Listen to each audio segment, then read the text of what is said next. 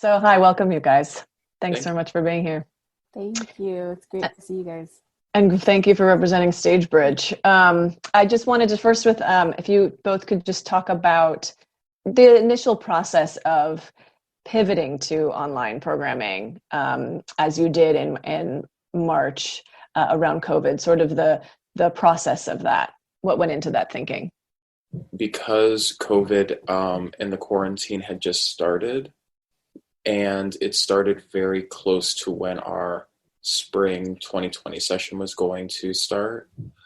We initially just, put it off a few weeks so that it gave us some time to just figure out what was happening inside of the world and inside of our organization.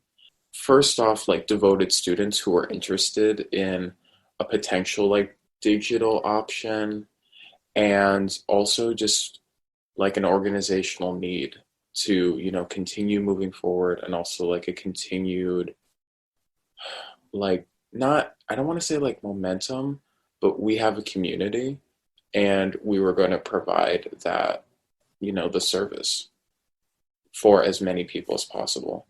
Yeah, the first step was really um, reaching out to all the instructors that we had already planned to teach for the spring and see where they were at, because all of this was hitting everybody all at once. And so personally checking in on them first, they were in the position mentally, emotionally, physically to teach online, if they were up for the challenge to teach online. And so I would say we retained I'd say about 90% of our instructors for the spring. Can you say a little bit more about the internal conversation within the organization? Like COVID's happening, there's shelter in place, and Julius, you said, felt like the community, you really wanted to continue to maintain that community. Was there within your organization some reticence, some, concerns, and maybe you could talk just a little bit.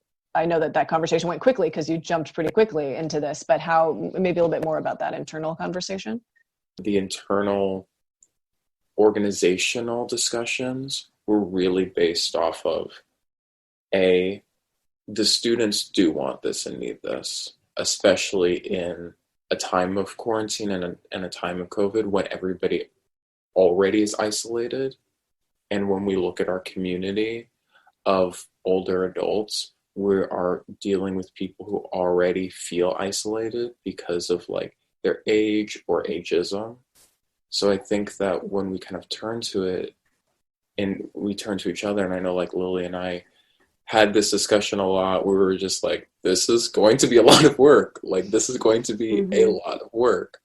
But then it's like so necessary for the students, because so much of our core is trying to provide, and successfully, a platform and an environment for, community health, basically. That's how I always see our program. Like, yes, we're a performing arts organization and we're an education organization, but the more that time goes on, we're like, oh, we're a real community health organization as well, especially for older adults.